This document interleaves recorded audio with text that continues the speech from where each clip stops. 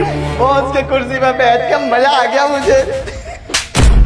तो कौड़ी के सिक्योरिटी गार्ड, तेरी हिम्मत कैसे हुई बॉस की चेयर पे बैठने की? माफ करिएगा, पर आपने मुझे थप्पड़ क्यों मारा? थप्पड़ ना मारूं तो आरती उतारूं क्या तेरी? तुम जैसे लोगों की औकात नहीं होती है और तुम आके बॉस की चेयर पे बैठे हो। तूने किससे पूछा इस चेयर पे बैठने से पहले? और एक मिनट, मुझे इस कंपनी में आज से पहले तो तू कभी नहीं दिखा। कौन है तू?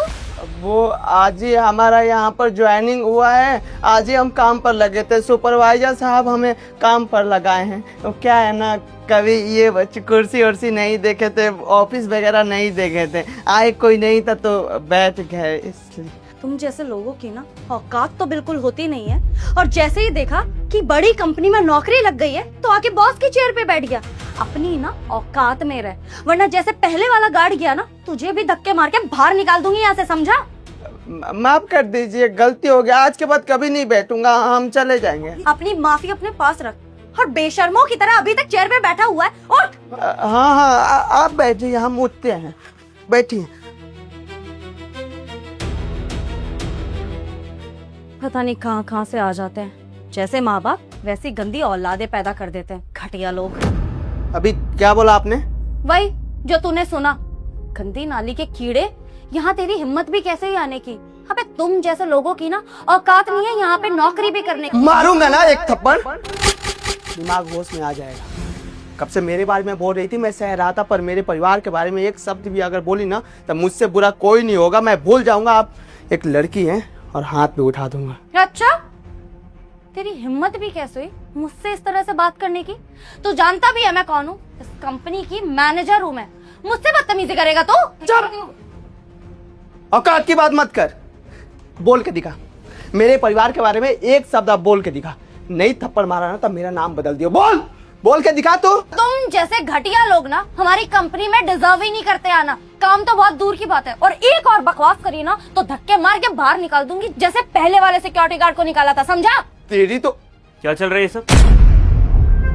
इतना शोर शराबा बाहर जा रहा ऑफिस के, ये सब अच्छा लग रहा देख के? और कौन है ये? अच्छा हुआ सर आप आ गए। देखिए सिक्योरिटी गार्ड को, इन जैसे लोगों की औकात कुछ होती नहीं है, और मुझसे बदतमीजी कर रहा था, मुझ पर हाथ उठाने की कोशिश कर रहा था। हमारे यहाँ के मैनेजर है ये, और आज तक मैंने तुम्हें यहाँ पर देखा नहीं है, पहली बार नौकरी करने आए यहाँ पर। क्या चल रहा है मेरे ऑफिस के अंदर?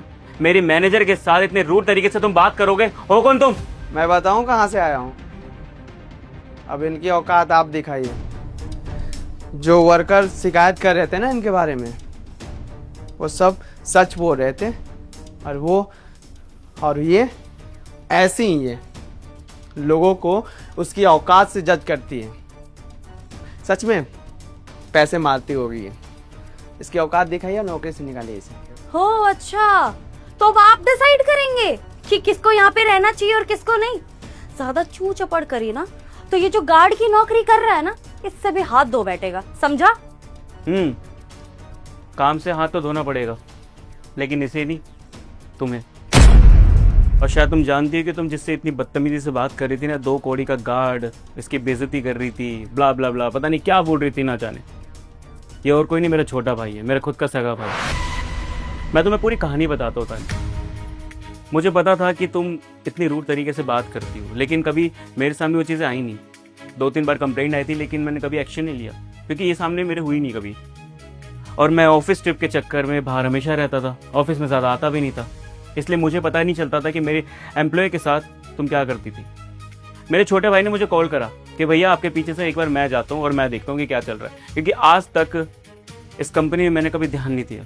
मैं हमेशा देखता था कि डील कितनी अच्छी मिल रही है, लेकिन अगर अपने स्टाफ के ऊपर ध्यान दिया होता ना तो तुम इतने रूड तरीके से कभी बात नहीं करती। इसलिए अपने छोटे भाई की बात मानी मैंने। इसलिए इसने कहा कि मैं ना गार्ड बन के जाता हूँ और आपकी कुर्सी पे बैठ जाता हूँ। उसके बाद तान्या मैडम का जो भी बिहेवियर होगा ना, एक्चुअलिटी में उनके सामने आ जाएगा कि वो कैसी इंसान है, वो कितनी रूड तरीके से ऑफिस के स्टाफों से बात करती है। और मेरे सामने सच आ भी चुका है, मुझे दिख चुका है कि तुम कितनी बदतमीजी से बात करती हो। तुमने ये तक नहीं जाना कि वो किस लिए बात कर रहा है, क्या बात कर रहा है, उसके खानदान पे चली गई, सारी चीज़ें मैं बाहर बैठ के सुन रहा था। बहुत देर पहले आ गए थे यहाँ पर, लेकिन मुझे तुम्हारे मुंह से सुनना था कि तुम कैसी लड़की हो, इतनी बकवास चीज़ें बोलती हो, लोगों से मिसबिहेव करती हो। मतलब तुम्हारे हाथ में मैंने अथॉरिटी दे रखी है कि इस कंपनी की बागडोर तुम संभालो, तो तुम कुछ भी बोलती चली जाओगी। तान्या, मुझे ज़्यादा बकवास बातें नहीं करनी है। तुम जैसी ही लड़की हो, मेरे सामने सारी सच्चाई आ चुकी है। इसलिए मुझे सिर्फ इतना बताओ कि तुमने ये सब किया क्यों? क्यों करा तुमने ये सब? देखिए सर, गलती हो गई, माफ कर दीजिए।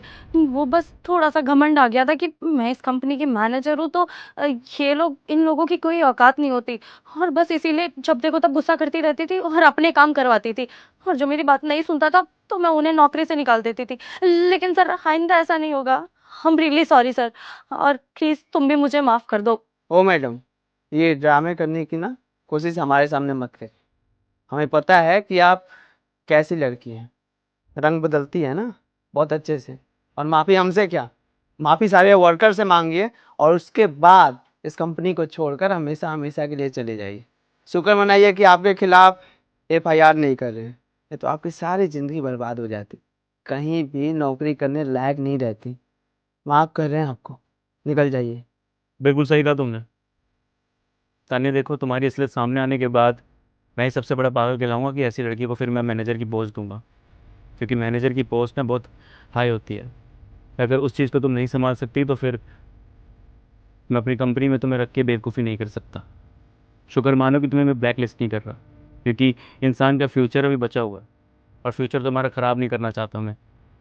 तुम आने वाले टाइम में अपने ऊपर वर्क करोगी तो अच्छा रहेगा तुम्हारे लिए, लेकिन मैं कोई रिस्क नहीं लूँगा। आज के बाद मेरी कंपनी में तुम्हें काम करने की ज़रूरत नहीं है। तुम्हारा जो भी हिसाब किताब है एक बार अकाउंटेंट से मिल लेना, अपना कर लेना, और आज के बाद अपनी शक्ल भी मेरे ऑफिस में मत दिखाना। ओह, चलो जाओ जाओ। Rahul, thank you so much यार, लेकिन एक चीज़ तो माननी पड़ेगी, कहने के लिए तू मेरा छोटा भाई, लेकिन बड़ी चीज़ तूने मुझे सिखा दी। शायद मैं ही पागल था जो मैं ये समझता था कि डील लाओ कंपनी चल जाएगी, लेकिन अपने स्टाफों के साथ एक मालिक को बहुत अच्छे तरीके से रहना होता है, जभी तो एक कंपनी चलती है। मैं ये सोचता था कि मैं बाहर रहूँगा, अच्छा कमाऊँगा तो कंपनी अच्छी चलेगी, सब खुश रहेंगे, लेकिन आज के बाद ना तुझे प्रॉमिस करता हूँ मैं हमेशा अपने स्टाफों पे ध्यान रखूँगा, उनको कोई दिक्कत हो रही नहीं हो रही, किसी के साथ मिसबिहेव हो रहा नहीं हो रहा, ये सारी चीज़ों पे मैं काम करूँगा। अगर तू ये सब नहीं बोलता ना तो शायद मैं कभी कर नहीं पाता। थैंक यू सो मच यार। हाँ भैया, क्योंकि यहाँ पर जितने लोग काम करते हैं आपके भरोसे पर काम करते हैं, और मैनेजर के पोस्ट उसे ही दीजिए जिस पर आप आंख बंद करके भरोसा कर सकें। आगे छोड़िए ये सब, आइए बातें करते हैं। अच्छा, इसी कपड़ों में बैठ के बात करेगा? नहीं नहीं, मैं चेंज करके आता हूँ। जा कर ले।